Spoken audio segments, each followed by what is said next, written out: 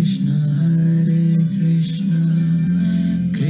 Krishna Hare Hare Hare Rama Rama Rama Hare Hare Hare Krishna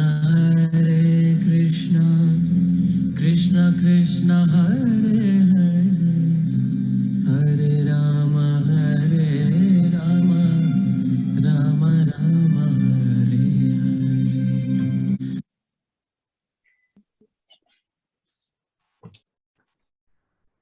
Om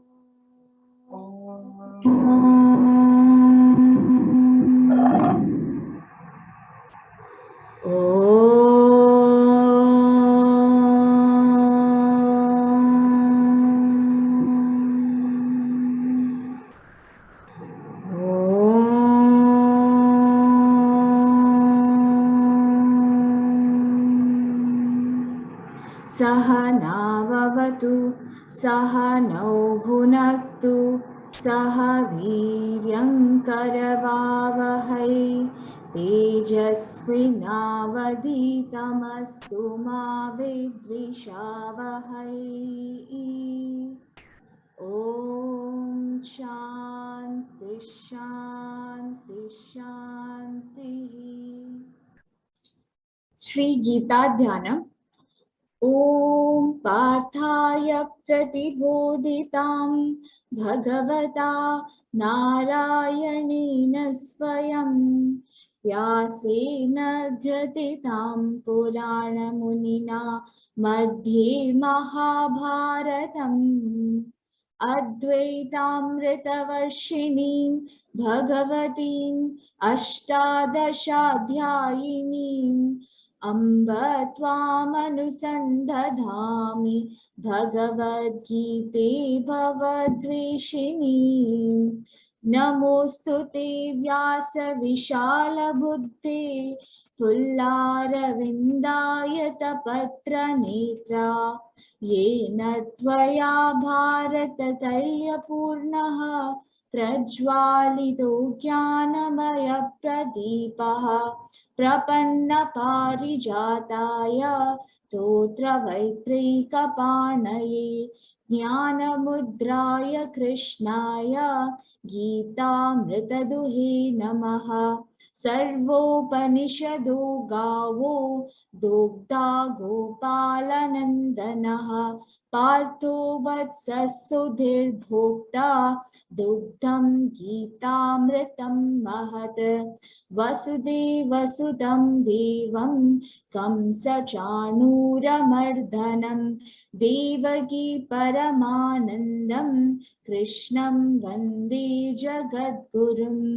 भीष्मद्रोणतटा जयद्रथजला गान्धारनीलोत्पला शल्यग्राहवती कृपेण वहनी कर्णेन वेलाकुला अश्वत्थामविकर्णघोरमकरा दुर्योधनावर्तिनी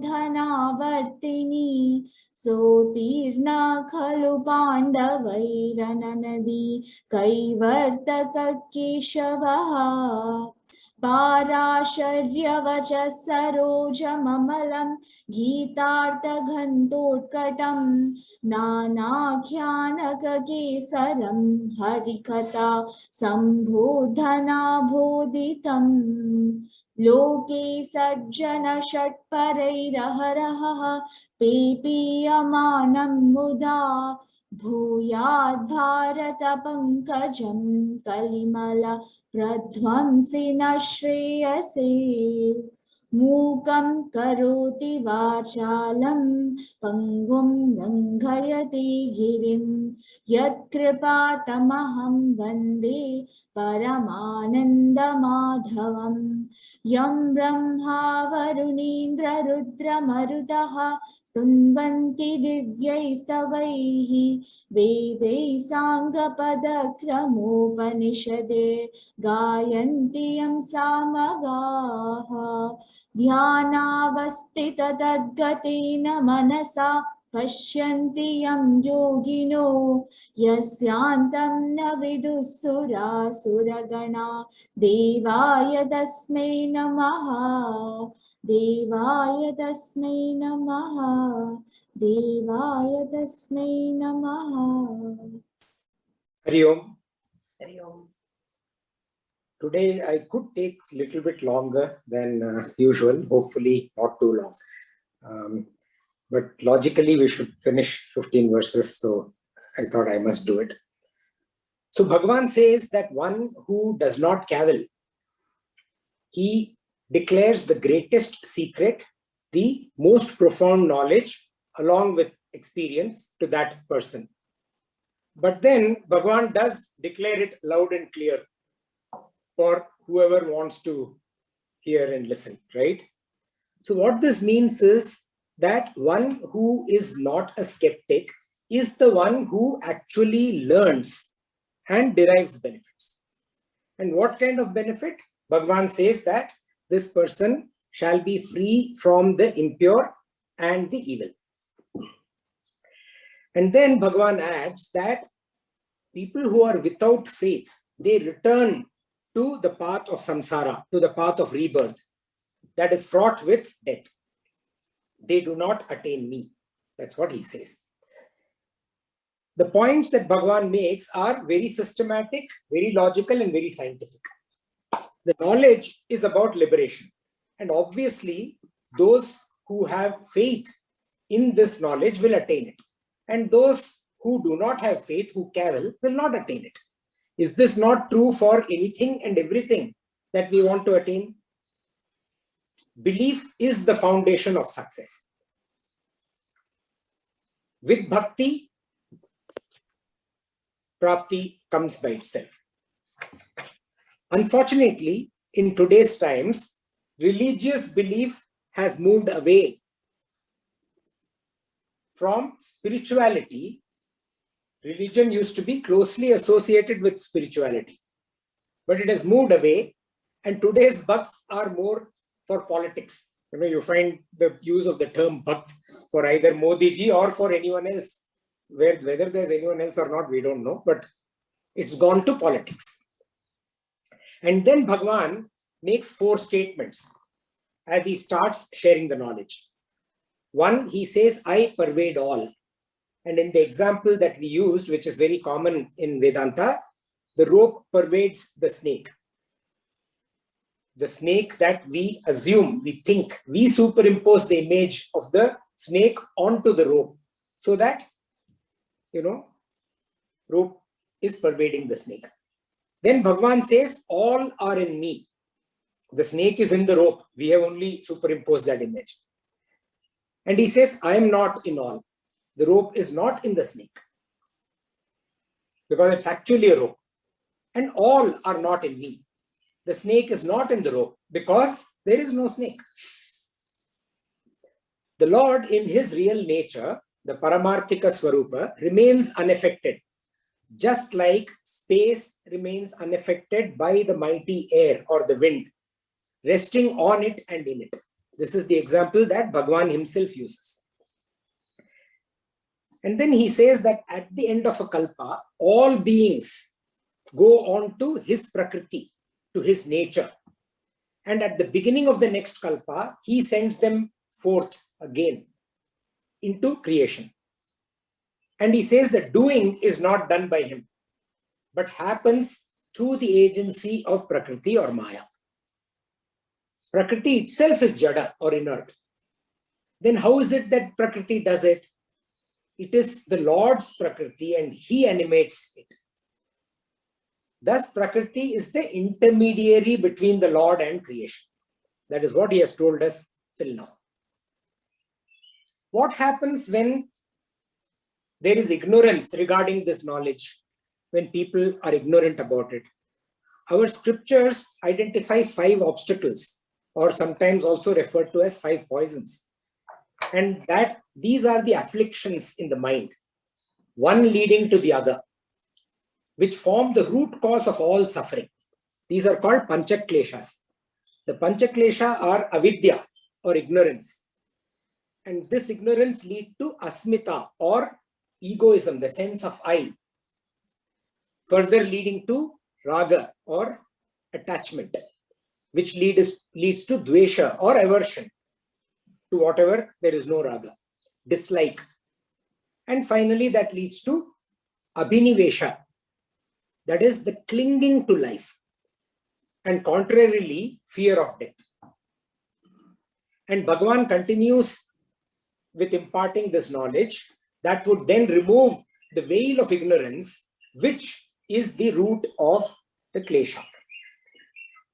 We will continue to verse 9.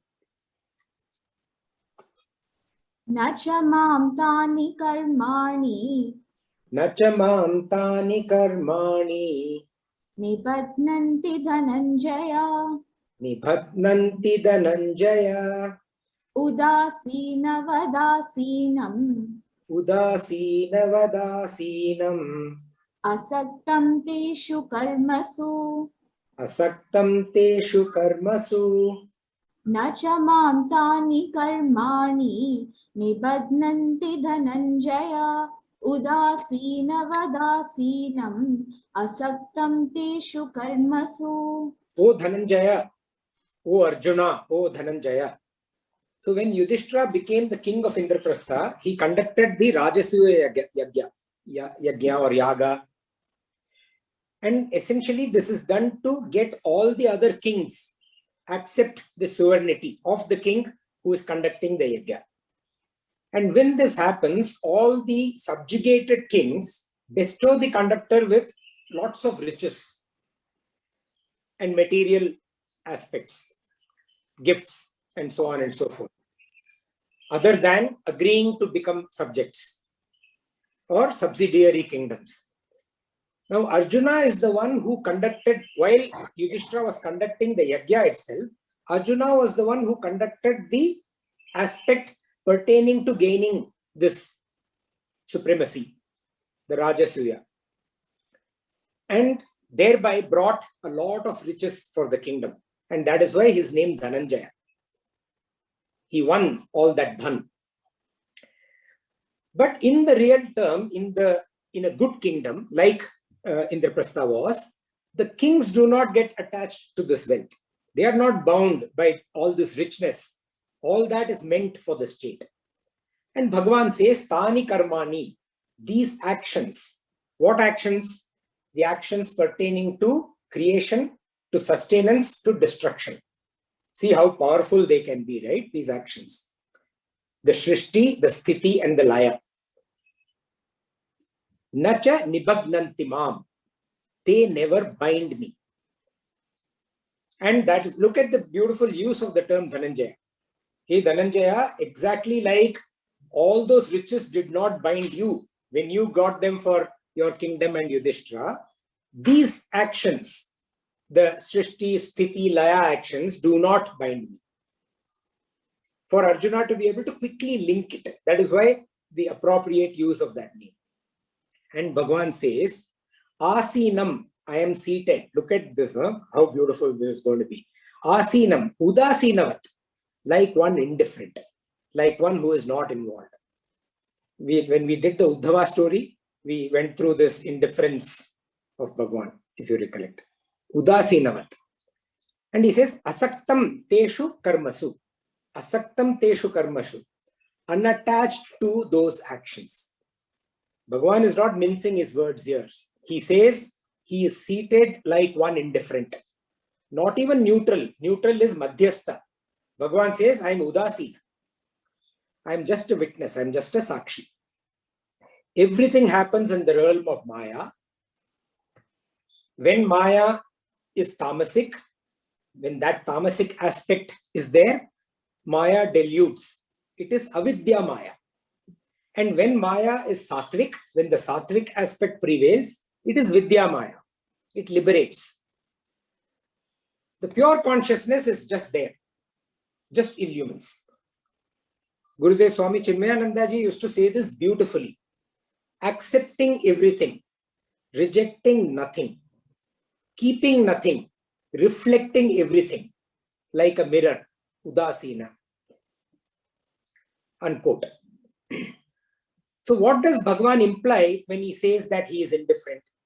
So let us look at this through a very simple story.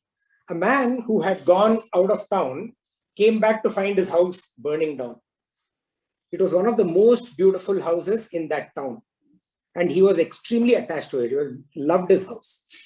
Many were willing to pay him whatever he wanted for that house. Muh mange, jo bologe de denge, kind of a situation, right?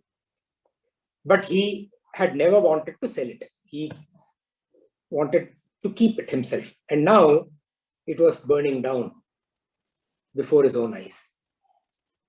Hundreds of people had gathered. The fire brigade had come, but nothing could be done because it had gone too deep. It was deep into the core of the house. It had spread extremely fast, and the fire was just, all that people could do was helplessly stand and watch the fire. And this man becomes extremely despondent and very sad. As he is watching there in tears, looking at his house, his son comes running to him and whispers something in his ear. He says, "Don't worry, father. I sold the house a couple of days back.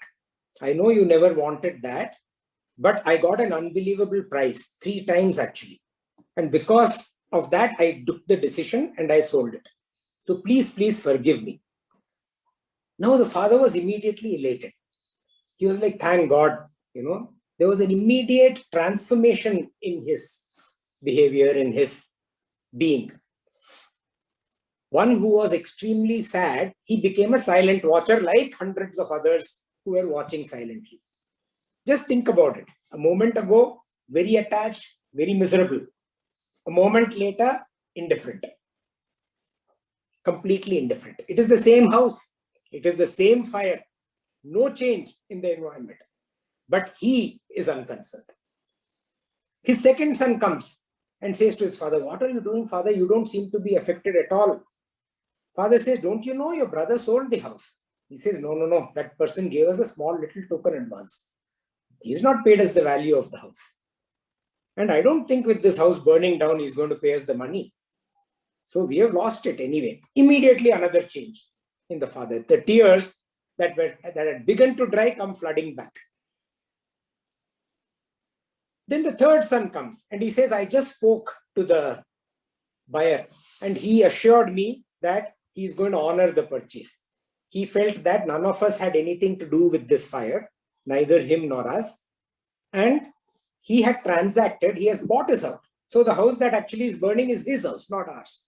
So he seems to be a very honorable man and he is going to make good the transaction." Once again, there is a change in the disposition. Once again, this time, though maybe not as elated, but still there is a change in disposition. Becomes a mere watcher of the proceedings, a witness, a sakshi. The attachment is no more there. Actually, nothing is changing. Only the feeling of this person. I am the owner of the house. I am not the owner of the house. Switching between the two. The minute you feel I am the owner of the house, dejection. I am not the owner of the house, udasina. Imagine Bhagavan was like this man. Bhagavan, by the way, Hindu, Sanatana Dharma Bhagavan. He belongs to us, we belong to him. We Bharatvasis. And today's Bharatar Sabha, the chief of Bharatas, remember Arjuna was addressed by Bhagavan, Bharatar Sabha. Today's Bharatar Sabha, Modi ji. He tells Krishna, don't worry. We are very comfortable in this fight against COVID. In fact, we are going to lead this fight. We are going to be the world's leaders, providing everyone the vaccine. And Bhagavan is very happy. My subjects are safe, my country is safe, my Bharat is safe, everything. Very elated, very happy. Within 6 months, boom, Bharat is getting completely ravaged by COVID. And Bhagavan is like, oh my God, my Bharat is completely dejected. With each up and down in his creation, through his Maya, through his own Maya, he goes up and down and up and down. Imagine if Bhagavan was like that. So Bhagavan says, Nachamam tani karmani nibaghnanti dhananjaya udasina vadasinam asaktam teshu karmasu. But then making Maya do is as good as doing yourself. If I make my son study, it's almost like me doing it, right? I'm getting it done anyway, right? So what is this, Bhagavan? We ask him, right? Once you say, Prakritim swam avashtabhya visrijami puna puna. So you are telling me that you have animated your Prakriti. And having animated your Prakriti, you send forth again and again, puna puna. And then you say, Udasina vadasinam asaktam teshu karmasu. I am like one indifferent, sitting unattached, watching. All this appears too contradictory. So what exactly is Bhagavan telling us? So Bhagavan clarifies that. Now, Rama had actually asked this question, I think in the last satsang only. She said, does all this mean that Nirguna Bhagavan is doing everything? Now the answer comes in the next verse. Mayadhyakshena prakritihi Mayadhyakshena prakritihi suyati sacharacharam tuyate sacharacharam hetunanena kaunteya hetunanena kaunteya jagat viparivartate jagat viparivartate Mayadhyakshena prakritihi suyate sacharacharam hetunanena kaunteya jagat viparivartate. Maya, with me, Adhyakshena, as the supervisor, presiding over, by my mere presence. Prakritihi, this nature, Maya, Suyate, produces, creates, Sacharacharam, the moving and the non-moving, the sentient and the insentient, the living and the non-living. All of that is created with me as the supervisor, presiding over it, just by me being there, by Maya. It's termed as Yasya Sannidhi Matrena, in his presence alone. We see this every day, no? In his presence alone, the birds chirp, flowers open, buds open, the leaf spreads, we wake up, all activities start happening as the sun rises. But does anything? Does the sun do anything at all? Does the sun come to me and say, hey Srini, wake up? The sun is. It's just there. And everything happens. In the presence of the teacher, the class quietens down. When the teacher walks out of the class, oh, there's a huge hum. The teacher comes into the class, absolute quietness. In the presence of the teacher, the student starts focusing on study. In fact, people used to tell me in my organization, when you are walking down the aisle, employees are like working, much different than they would be otherwise. So just in the mere presence. And Bhagavan says, Hetu nanena, by this reason alone, Jagat viparivartate, the world revolves. Viparivartate, undergoes its changes. Kaunteya, now he calls him Kaunteya, O son of Kunti. Please understand, my friend, my cousin. I don't animate. Maya gets animated. And by this reason alone, the entire cosmic drama unfolds. It starts. Maya creates, Maya sustains, Maya becomes the dissolving ground just in my presence. I do not do anything. Everything just happens in my presence. This relationless relationship, this relationship between the active Prakriti and the actionless stimulator Ishvara is rather difficult to understand. And actually, this answer is not just in this verse. The answer is there in the last 4 verses, or is it 5 verses? We'll just see that. I think 4 or 5 verses. So how does Bhagavan give this answer? He takes us through a method known as Arundhati Nyaya. Arundhati is the wife of sage Vashishta and is revered as an ideal spouse. The Arundhati star is part of the Great Bear constellation and is visible very faintly. It's one of the faint stars of the Great Bear. Therefore, this star is shown in steps. First, the bright stars are pointed out, and with respect to the bright star, relative to the bright star, Arundhati is pointed out. So this essentially is a process of inferring the unknown from that which is known.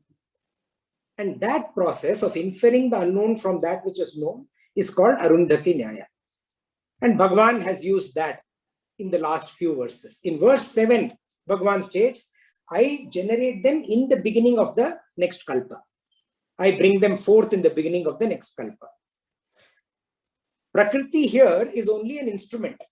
Bhagavan is saying, I bring them forth. Prakriti is an instrument in his hands. He then says in verse 8 that he animates his Prakriti to do that work, thereby making Prakriti semi-responsible for it.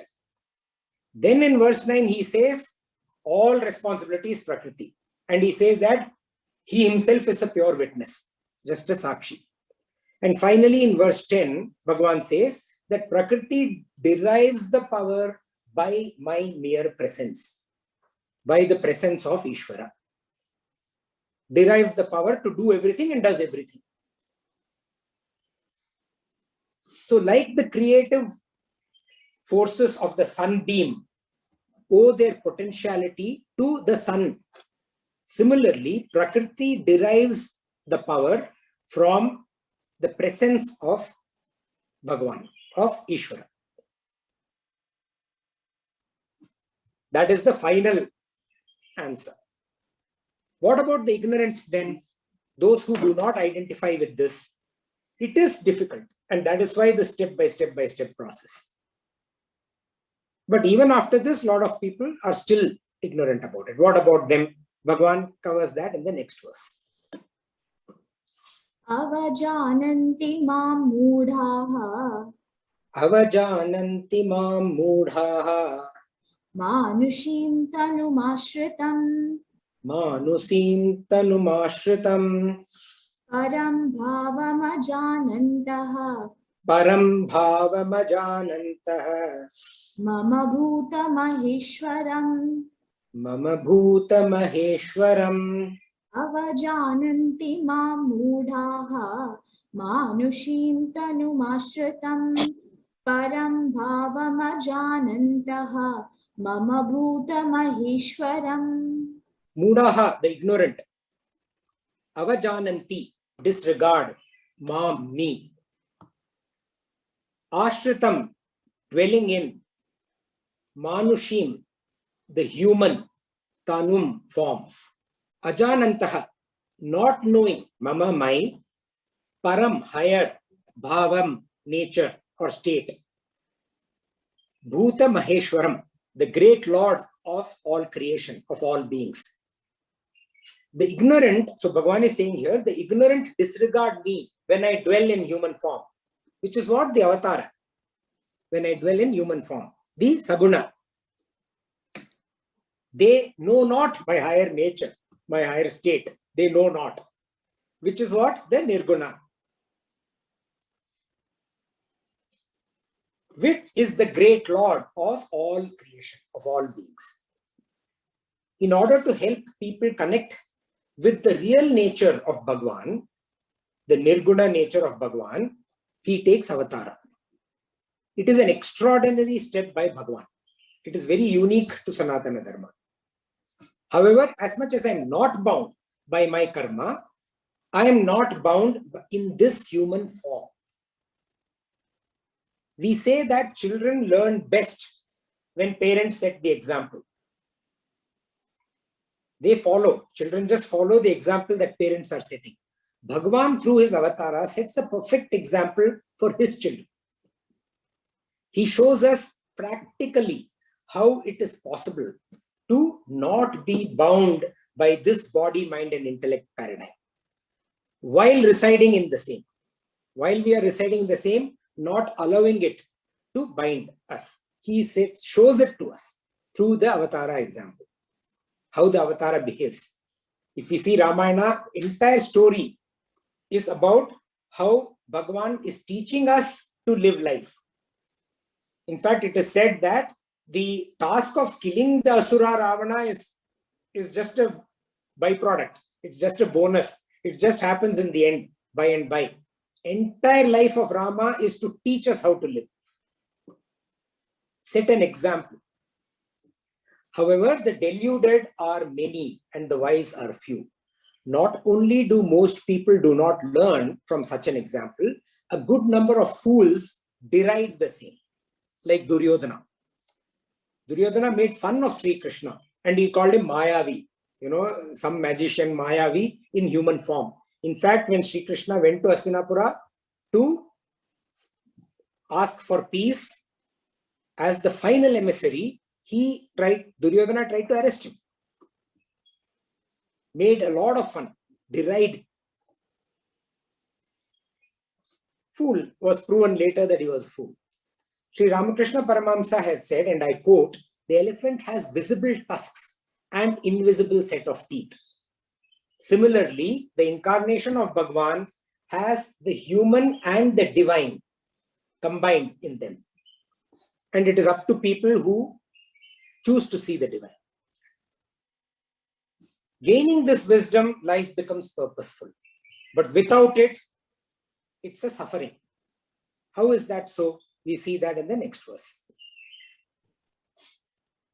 Mogha shamoga karmanaha.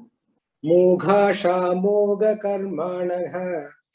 Mogha jnana vichetasaha. Mogha jnana vichetasaha. Rakshasi masurim chaiva. Rakshasi masurim chaiva. Prakritim mohinim shritaha. Prakritim mohinim shritaha. Mogha shamoga karmanaha. Mogha jnana vichetasaha.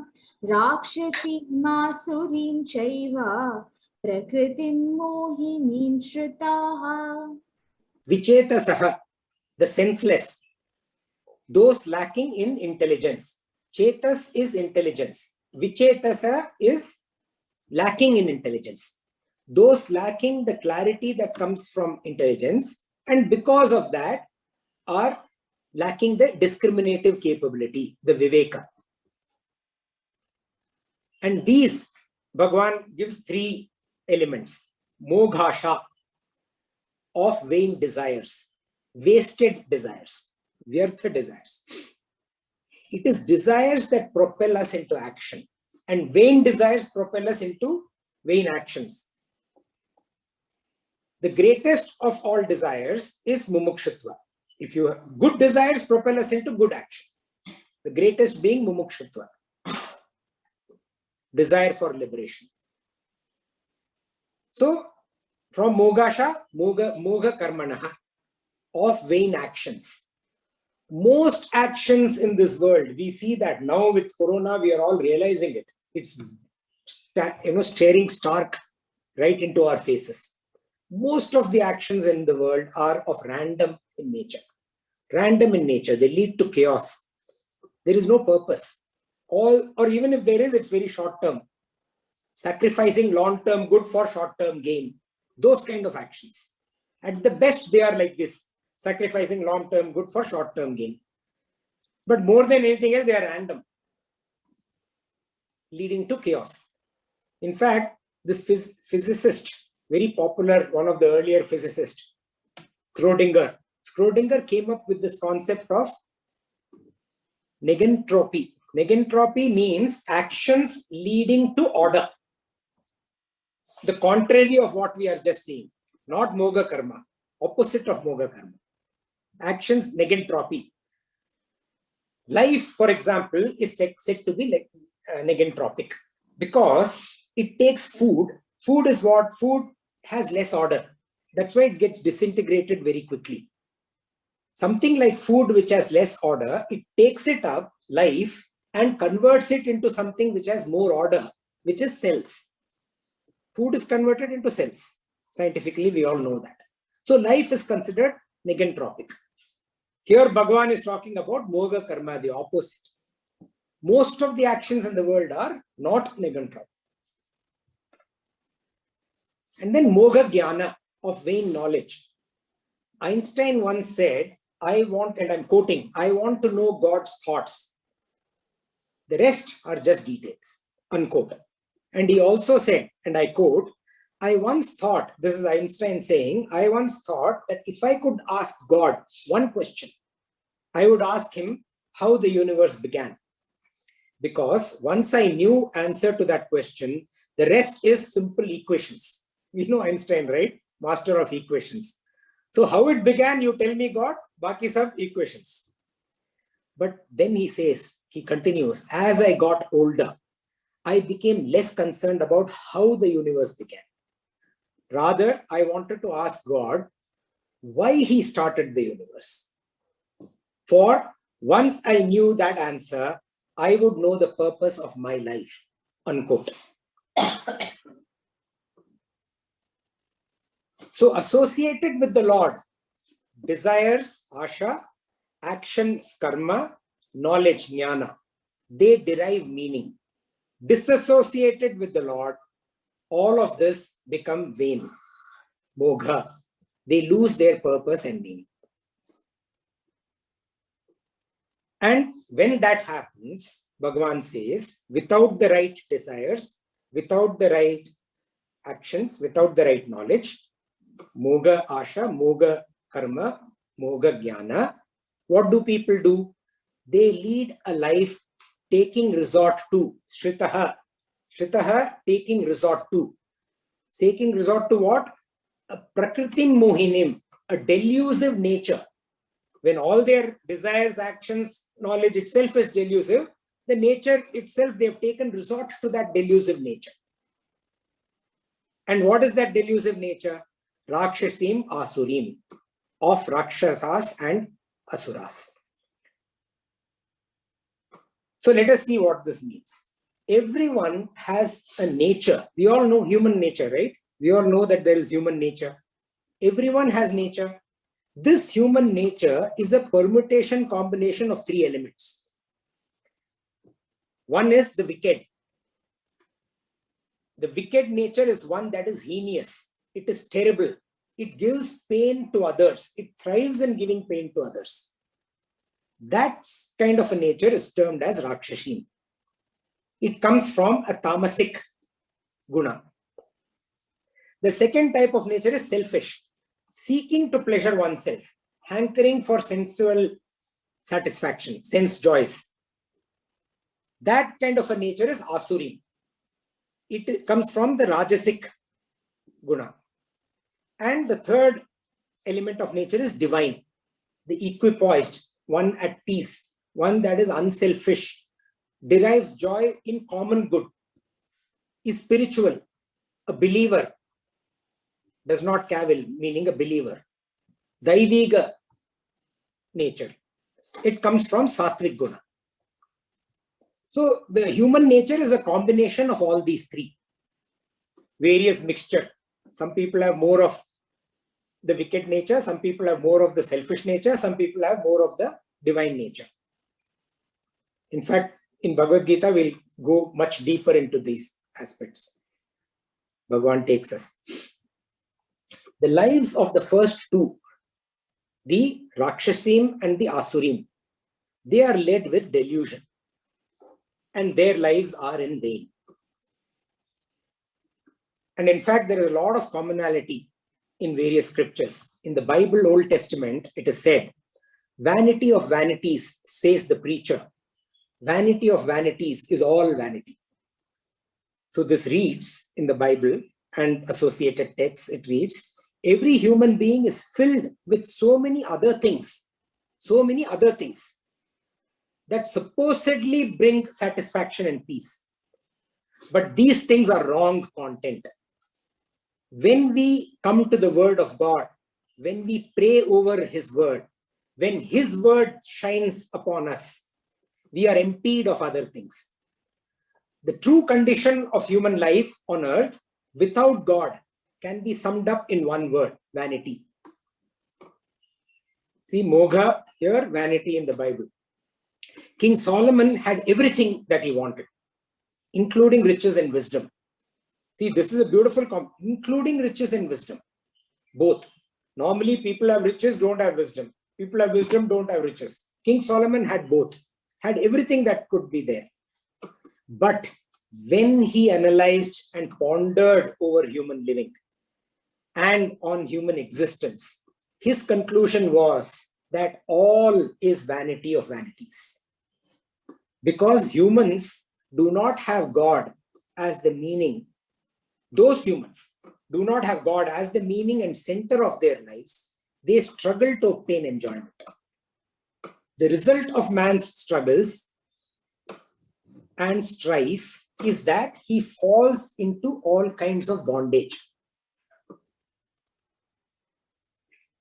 Man's real pleasure, satisfaction, and blessing is God. Man was really made to contain God and be filled with God. Any other endeavor or seeking to be filled with anything else that seemingly brings satisfaction results in bondage and eventually death. The Old Testament thus says something very similar to what we are learning here. What did we just learn? The spark of divinity, a sattvic nature, makes our lives purposeful. Without that, our desires, our action, and our knowledge are in vain. Mogha. Moghasha, Mogha Karma, Mogha Jnana. And what about those who have this flame of spirituality, who have this flame of divinity? Bhagavan talks about them in the next verse. Mahatmanastu mam partha Mahatmanastu mam partha Devim prakritim ashritaha Daivim prakritim ashritaha Bhajantyananya manasaha Bhajantyananya manasaha Jnatva bhutadim avyayam Jnatva bhutadim avyayam Mahatmanastu mam partha Devim prakritim ashritaha Bhajantyananya manasaha Jnatva bhutadim avyayam. But Bhagavan is saying in contrast to what we just saw, in contrast to the Rakshasim Asurim, in contrast to them, Mahatma, the great souls. What about them? Bhagavan says, O Partha, Ashritaha, taking refuge in Daivim Prakritim, the divine nature, the divine element of their nature. They take refuge in that. And taking refuge in that, bhajanti, worship, mam, me. Ananya manasaha, with a mind devoted to nothing else. And then, jnatva, knowing me, avyayam, as the imperishable, bhutadinam, source of all beings. But the Mahatmas or great souls, O Partha, taking refuge in the divine nature within them, worship me with a mind devoted to nothing else, knowing me as the imperishable source of all beings. So, in contrast to the people who resort to the Rakshasim Asurim nature, those who take refuge in the divine nature. We just saw the equipoised nature, the nature that is at peace, that which is unselfish, that which derives joy from common good, that which is spiritual, that which is a believer, that Daiviga, Sattvic, Daiviga nature that comes from Sattva or Sattvic aspect of Gunas. And because of this, these people are termed as Mahatma. This is what makes them Mahatma. They are not Mahatma and then they have this. This makes them Mahatma. This nature, this taking refuge in this divinity within them makes them Mahatma. People with a Mahan Atma who take refuge in that Mahan portion of their Atma. And when they do this, the Rakshashim Asurim Prakriti, that nature, it gets subdued. It gets dab jata hai. these people become embodiments of divinity while they are in this world, while they are living. And Bhagavan says, bhajanti ananya manasaha. They would be doing other things in life. They would be doing a lot of other things as per their duties, as per their dharma, many things. But their mind is always worshipping Bhagavan with single pointed mind, chitta ekagrata. And in what manner do these Mahatmas worship Bhagavan? That he continues in verse 14. Satatam kirtayanto mam Satatam kirtayanto mam yatantascha dridhavrataha yatantascha dridhavrataha namasyantascha mam bhaktya namasyantascha mam bhaktya nityayukta upasate. nityayukta upasate. Satatam kirtayanto mam yatantascha dridhavrataha namasyantascha mam bhaktya nityayukta upasate. Nityayukta upasate. Ever steadfast. Nityayukta. Ever steadfast. Upasate. In worship. How? Bhagavan again says three ways. Satatam kirtayanto mam. Always glorifying me. Satatam, always. Kirtayanto mam. Glorifying me. Singing the Lord's glories. Silently in the mind or through bhajans in groups. Either way. The second thing he says, yatantaha dridhavritaha. Striving with firm resolve. They practice we have seen this earlier, Shravana Manana aspects, right? With faith and with reason. In Shravana, one is listening to the Guru or listening to the Shastras. And when you are listening, you need faith. So when in Shravana, listen with faith to the scriptural teachings. The source could be a Guru, the source could be Shastras, like we are reading the Shastra. And in Manana, they ponder, they reflect on what has been heard in the preaching of the Guru or in listening to the Shastras. Reflecting, pondering over it. It's like the cow chews the cud, right? So when the cow chews the cud, what happens? The cow chews whatever ghas, poos, whatever it is, takes it to the stomach, brings it back with whatever other chemical minerals or whatever got added to it, and then chews it again, once again. So like chewing the cud, you've heard it, you've reheard it, and then you start thinking about it, contemplate on it, rewind it within yourself, in your own mind.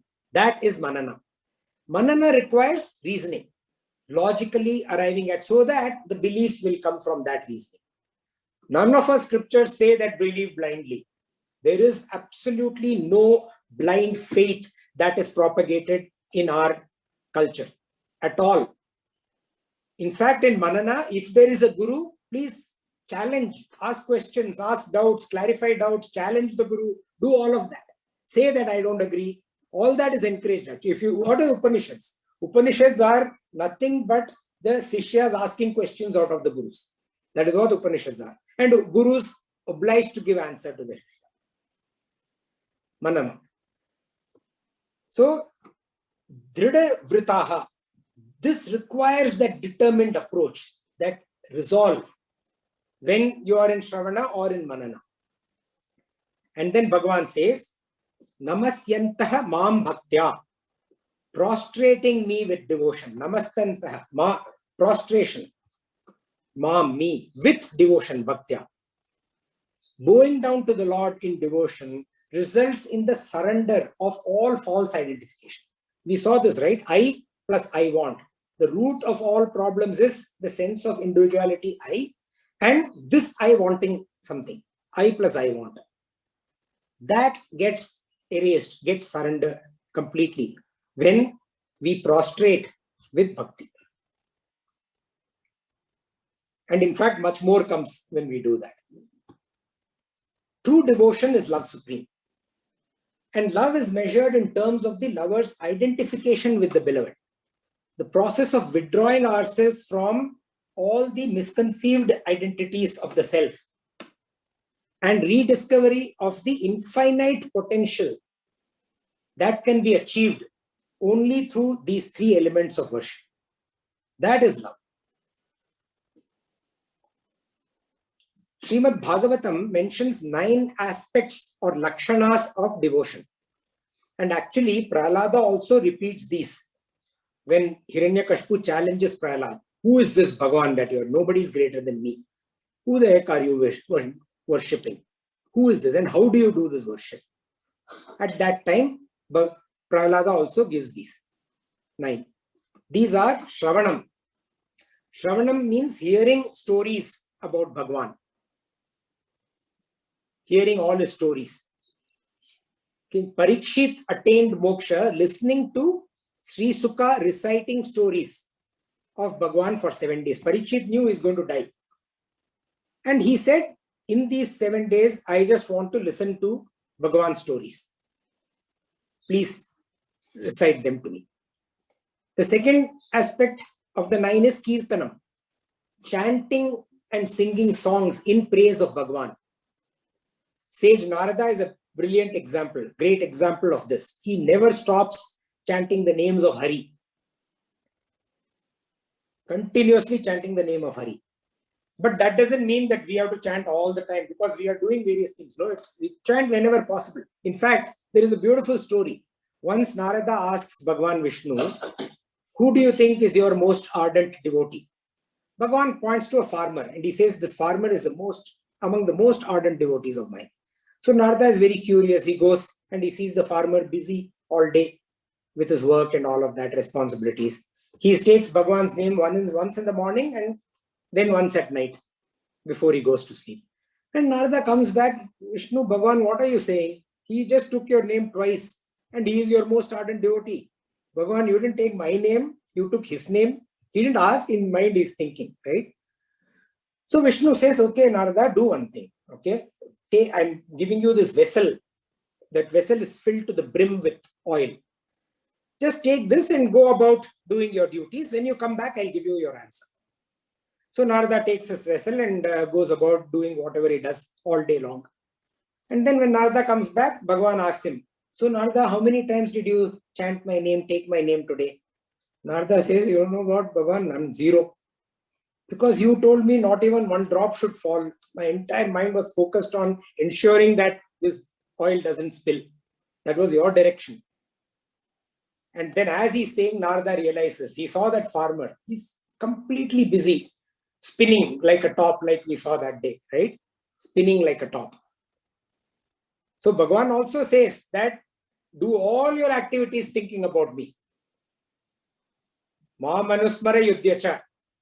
And Bhagavan also says that, you remember me whenever you can. Any of these ways you worship me. So Narada realizes that when you are doing your duty as a worship, then it is fine. At least he took Bhagavan's name twice, the farmer. Narada didn't even take it once when he was performing his duty that Bhagavan had given him. The third one is Smaranam, remembering God, Smaran, remembering Bhagavan and his divine glories at all times. Prahlada himself is an example, prime example of this quality. He remembered Bhagavan all through his life, at all times. Good, bad, ugly, at all times. He remembered Bhagavan. Pada Sevanam, like Mahalakshmi, is always at Bhagavan's feet serving him. The fifth one, Archanam, performing ritualistic worship or puja. King Indradyumna was cursed by sage Agastya to become an elephant. And in that, when he was an elephant, a crocodile will come and catch his foot. And thereby he'll be killed, is the curse. So when the crocodile catches Indradyumna, who was always a worshipper of Bhagavan, as in the elephant form, takes the lotus in the lake and he performs Archanam to Bhagwan. And he says, Adi Mulame. Adi Mulame means, in you, O Bhagwan, I seek refuge. Immediately Bhagwan comes in Garuda, and it is said grants him Gajendra Moksham. That's called Gajendra Moksham. So Archanam. Then Vandanam. Vandanam, paying obeisance to Bhagwan, prostrating. Bhagwan used that in this verse also, prostrate. Best example for Vandanam is Dhruva. We have seen Dhruva stories earlier in Satsang. Dhruva, when he was forcibly removed from the lap of his father, the king, and his step-brother was put on the lap, right? And said, nothing below, either the lap nor the kingdom belongs to you. Get out of there. And Dhruva is a small kid. And in that, from the advice of sage Narada, he starts performing penance. He starts Vandanam, prostration. And the intensity of his prostration is so much that even when Bhagwan actually comes in front of him, he's so involved in his mental prostration of Bhagwan that he didn't see the real Bhagwan in front of him. Dasyam, selfless service to Bhagwan. We actually, in the last satsang only, we talked about Uddhava, brilliant example of selfless service. Even his own misgivings, he cast them aside to perform service to the Lord, to Sri Krishna, Uddhava. Sakhyam, making friendship with Bhagwan without any expectations. Sudama was extremely poor, a very good friend of, known friend of Bhagwan, extremely poor. At the goading of his wife, he went to Krishna with the goal to ask for something, because they were not able to make the two ends meet. But once he went and Krishna received him, embraced him, and Sudama, all they remembered, the two of them, was their friendship. Sudama even forgot the purpose of his coming there. And he had brought this broken mashed rice and he gave that to Krishna. Krishna had that and they regaled in friendship. And it is said that just the fact that Krishna had, blessed Sudama with riches, but the fact is that what is relevant here, Sudama just didn't even remember. He was just regaling in his friendship with Bhagwan. Sakhyam. And finally, the ninth one, Atma Nivedanam. Offering all of one's belonging without leaving anything, everything, whatever one has, to Bhagwan. Like King Mahabali. Without any hesitation, gave away everything, including his own head. So these are the 9 ways of performing worship as mentioned in Srimad Bhagavatam. And Bhagwan says here, Nitya Yukta Upasate, ever steadfast in worship. Either this way or that way. You can choose any of these 9 ways. We can invent a 10th way, or we can do our own, whichever way. Doesn't matter. Anyway, Bhagwan doesn't care which way you do it. In fact, in future, Bhagwan will say, he says, I don't want anything from you. It will come. Arjuna will ask. Yena kena prakara, it's called. This way, that way, whichever way. This then brings forth, when we worship Bhagwan in any of these ways, but Nitya Yukta Upasate, then it brings forth the loving connect with the Saguna. See, that's what is confusing, no? The Saguna Nirguna. That loving connect with Saguna and the adoration for the Nirguna. This verse is one of the most beautiful verses of Bhagavad Gita. It tells us how to develop this loving connect with the Saguna aspect of Bhagwan and adoration for the Nirguna aspect of Bhagwan. And Bhagwan continues, furthermore, yet others, how they worship in the 15th verse. Jnana yajnena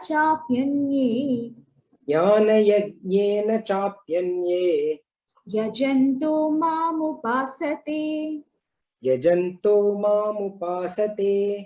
ekatvena pratatvena bahuda vishwato mukham. ज्ञानयज्ञेन चाप्यन्ये यजन्तो मामुपासते एकत्वेन पृथक्त्वेन बहुधा विश्वतो मुखम् Cha api anya mam upasate. Chapyanye mam upasate. Cha api, the chapyanye has three words. Cha and api also, anya others. Yet others, they worship me, mam upasate. And how do they do that? Yajanto, sacrificing. Sacrificing what? Jnana yagyena, with the sacrifice of knowledge. And this jnana yagya is threefold. First, ekatvena, as one with themselves, the undivided pure consciousness, that self. The self and Bhagavan is all the same, ekatvena. As one, I am ultimately Bhagavan. The wave is only the ocean. This is the way of Advaita, or oneness with Bhagavan. Prithaktvena, as distinct from themselves. Bhagavan is distinct from me. This is the way of the Dvaita, or dualism. Adoring him as different from Jagat and Jiva, from universe and beings. And the third one, Bahuda Vishwato Mukham, as the diverse, all-faced cosmic form. This is the way of the Vishishtadvaita, or qualified non-dualism. Invoking him as one in whose cosmic form the entire universe, all the beings, and all of creation abide. The insentient and the sentient aspects of belong to the body of the Lord, to his Sharira. And Bhagavan says, in whatever way he is worshipped, it is acceptable to him. These ways of understanding and worshipping the Lord, they are the Jnana Yajna, or the sacrifices of knowledge that is made by the devotees. Sri Ramakrishna Paramahamsa said, and I quote, "Whatever be your concept of God, hold fast onto it and ardently worship him. Be not conceited that your concept of him alone is the finale." People do that all around us. My way is the right way. Ultimately, you have to. Ramakrishna says this in the Bhagavan also in this verse. He has not distinguished anything. He says people worship in these ways.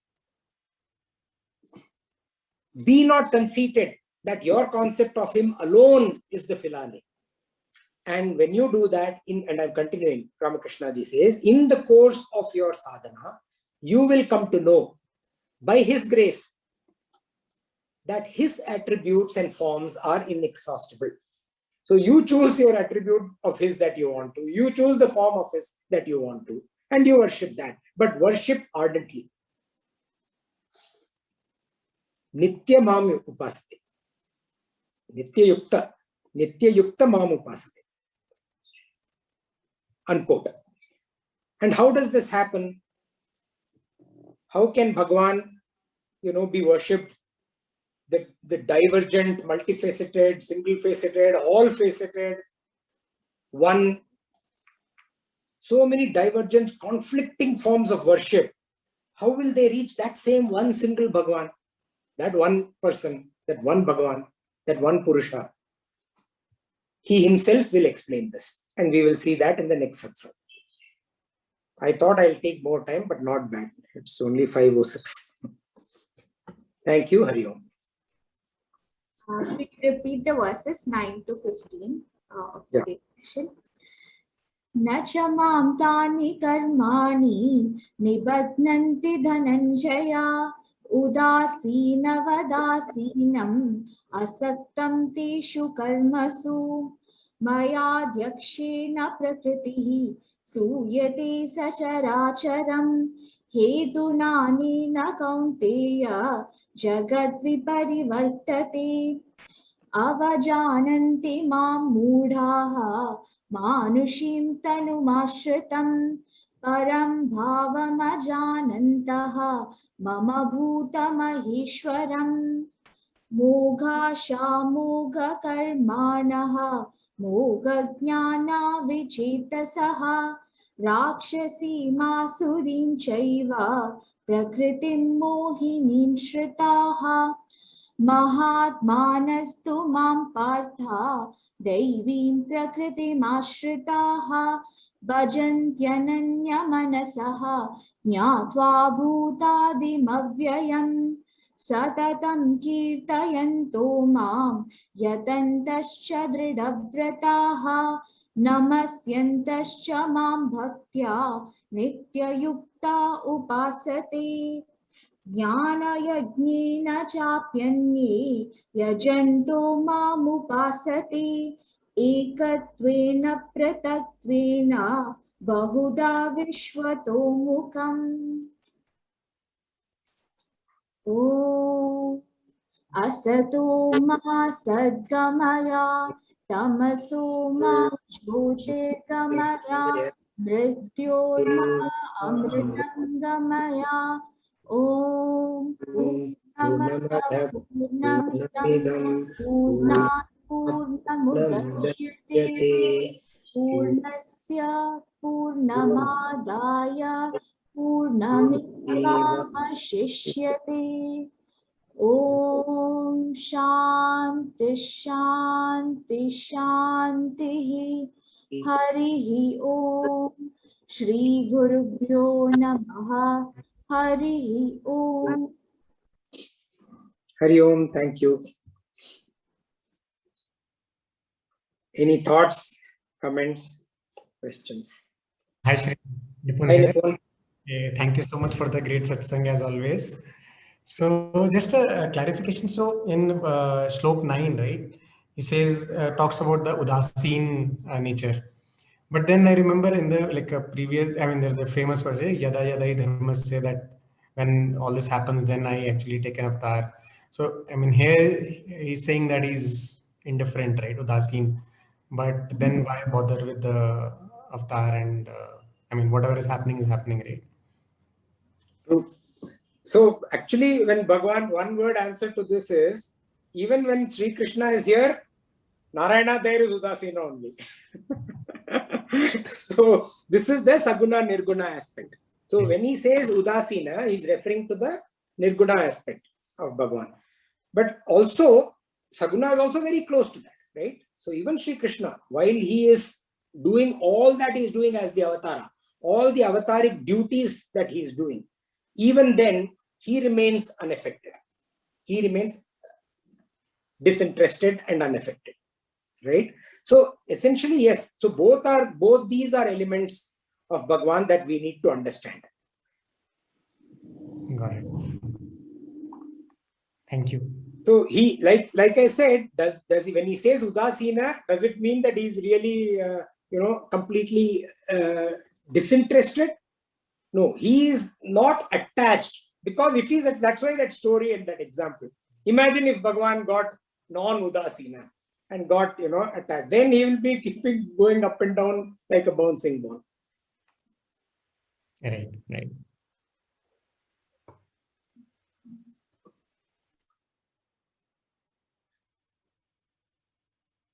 So that is the nature of Bhagavan. In his mere presence, the world, Maya is doing what Maya has to do. Like the sun example that we spoke about. Just in his presence.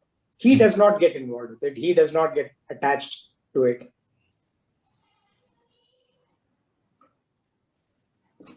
So he's explaining his nature, and that is his nature. Thank you. Yeah, I have a question. If it cannot be, if everything, I mean, he does not get attached to it, how is it everything happens according to his will?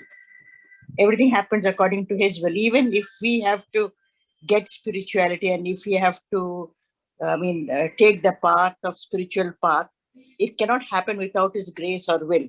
Where does our free will come into the nature? How does our free will play a role? I hope you got my question. I don't know.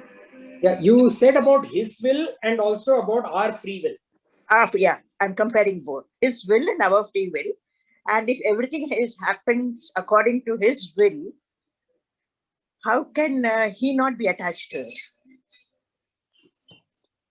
You got what I'm trying to tell you? Yes, I think I've got what you're trying to say. So Bhagavan through his will is, and in fact here he says that through his mere presence, Prakriti gets self-animated. And then Prakriti is the one that is the, the cause or the aspect behind all the three elements of creation, sustenance, and destruction. All of that in his mere presence, which, yes, it is also said that through his will, all of that is happening. Now, that is the Nirguna Bhagavan who animates the Prakriti, or Prakriti gets automatically animated in the presence of Nirguna Bhagavan. Our will is, like we said in one of the satsang, we discussed this, right? At some point in time, our will also has some limitation.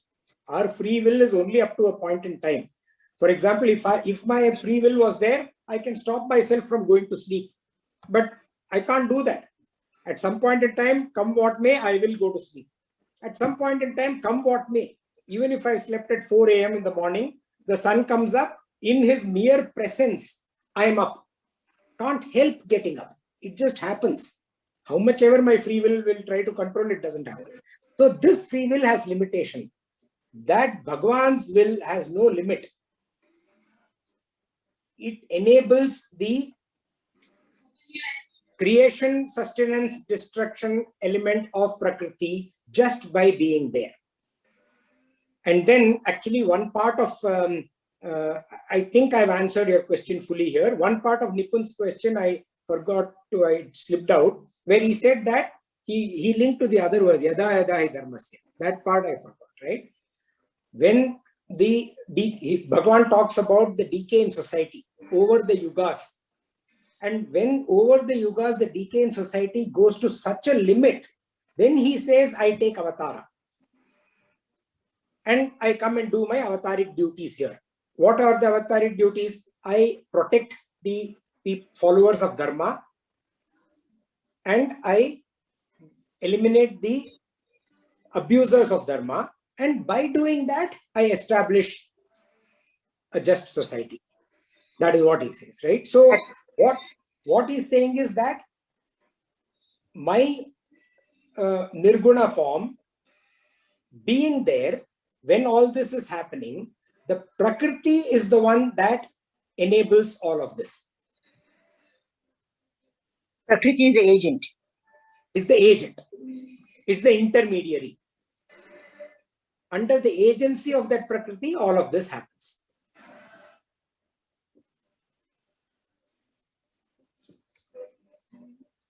Yeah, got it. Thank you. Even the aspect of avatara happens without him or with him being Udasina. That also happens with him being Udasina. He doesn't get attached to his own avatar also.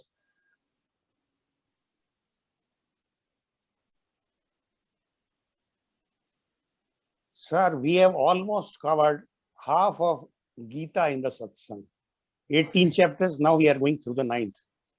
Out of some 700 shloks, we have all covered more than half the way. And what my little mind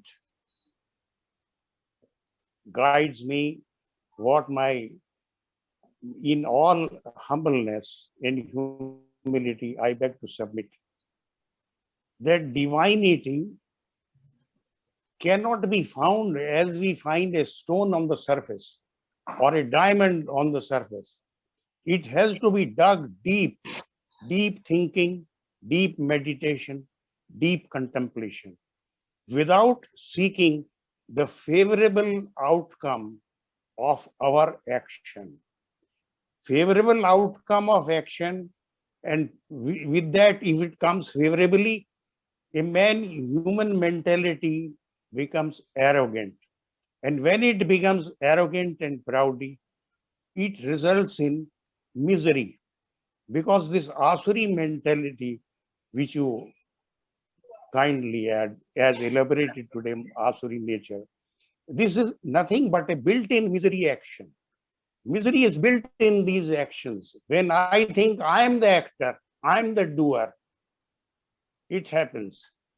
I have to see the universal presence of God.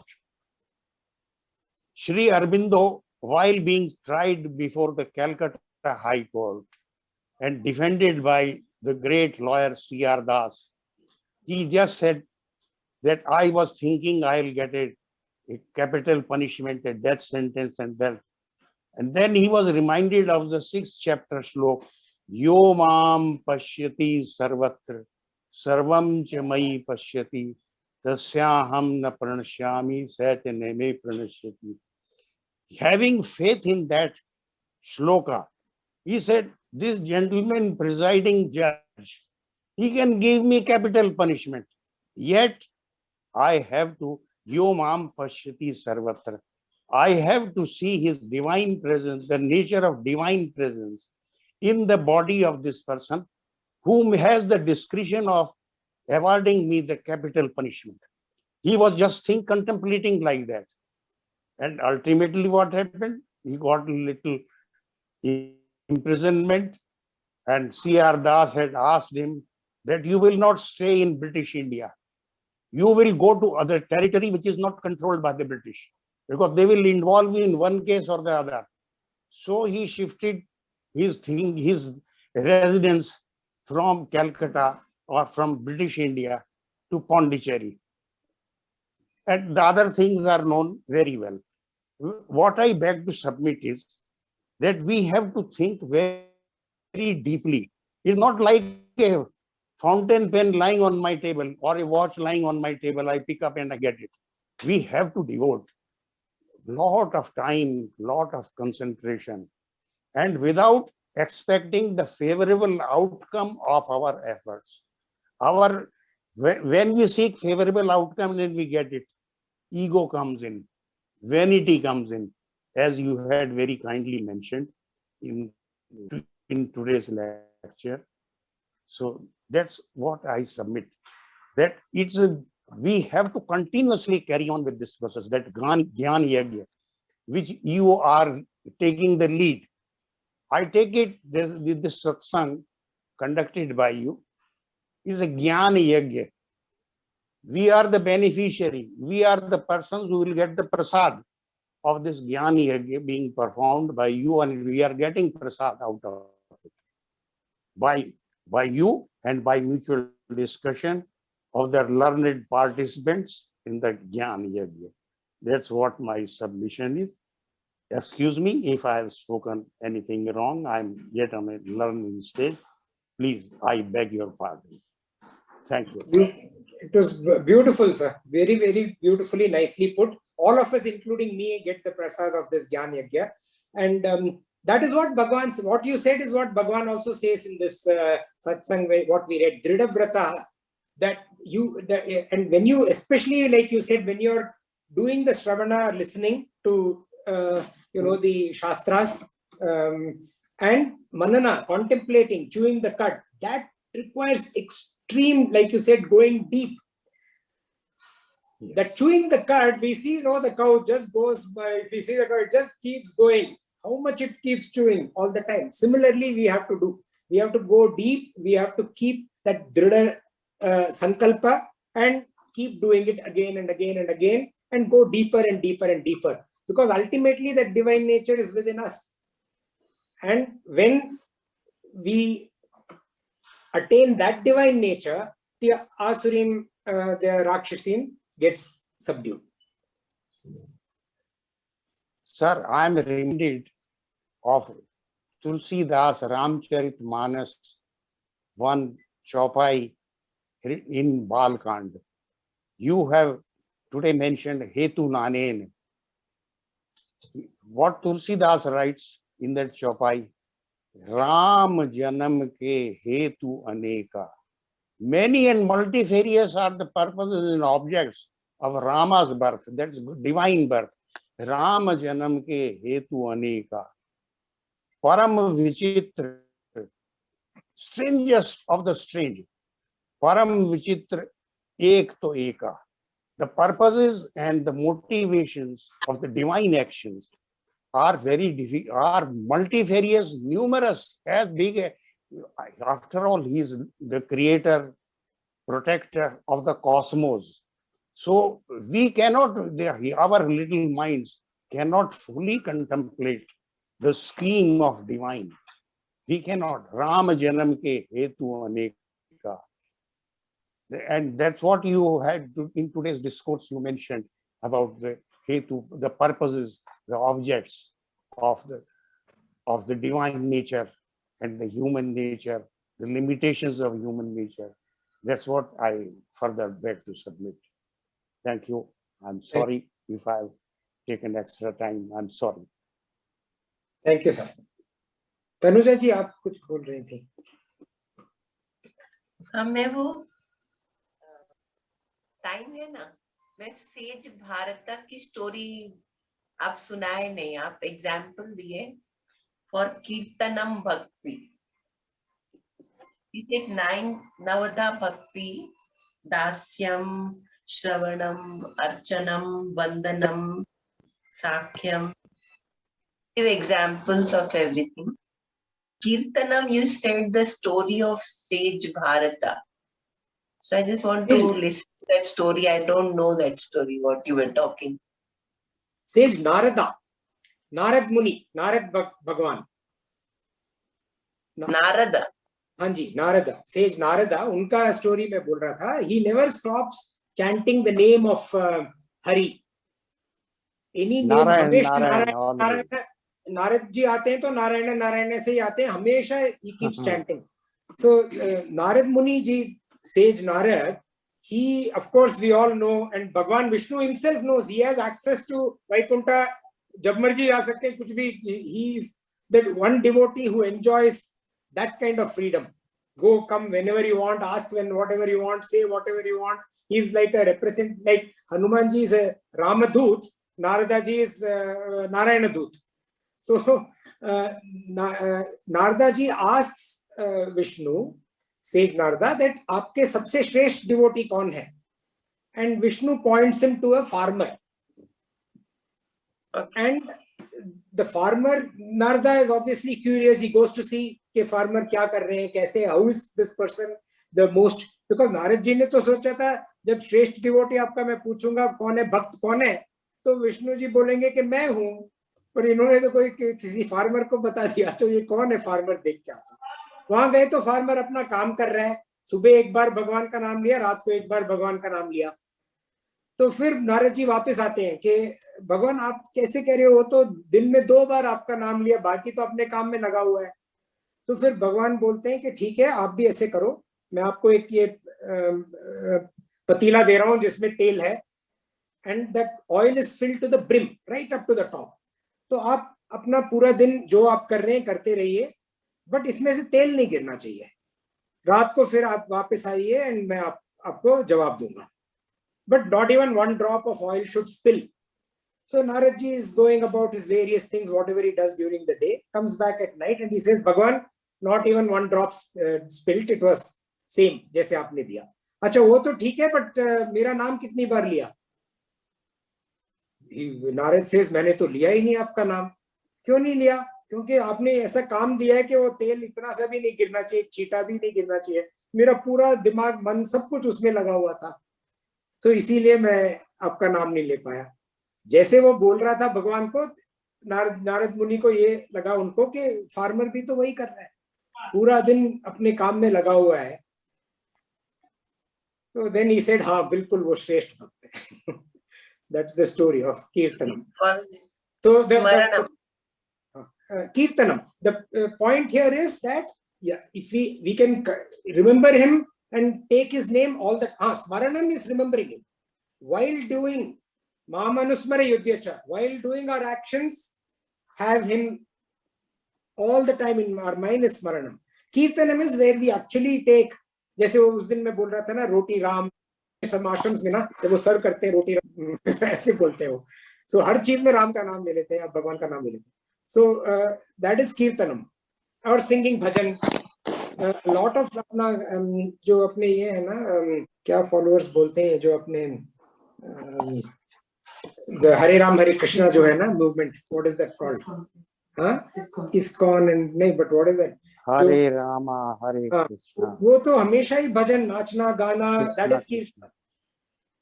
Narad ji हमेशा राम राम राम नाचते रहते हैं हमेशा ही. Narayan, Narayan. Narayan Narayan Narayan बोलते रहते हैं, नाचते रहते हैं. That is कीर्तन. But God also says that you can take my name. ये नहीं कि हमेशा ही लेते रहो, जब हो सके लेते रहो, स्मरण हमेशा ही करते रहो, या फिर कीर्तन करो, या फिर पाद सेवन करो, कुछ भी करो.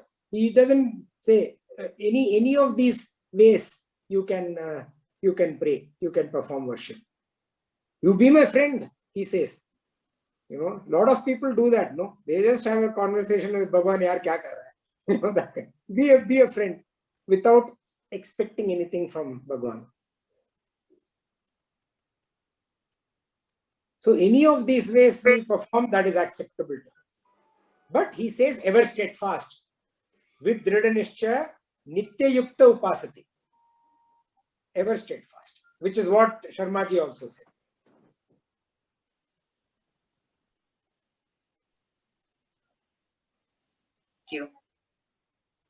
Thank you. Yeah, I've heard about it too. In this yatra, har cheez mein de Shiva ka ma bam pa, har cheez mein, yeah. Yeah, I have done that Srini 6 times. Hari Om. So it is amazing again. There are a lot of aspects, you know, even in the Gurudwaras, if you go for a langar, so they call a roti as parshada. So they will say parshada Vaheguru, dal Vaheguru. So in everything Vaheguru would come. So these are like regional ways of devotion. Yes, absolutely, yes. Thank you. Chaliye, if no other thoughts, then we'll continue next week, Saturday. Looking forward to that. Hari Om. Thank you all.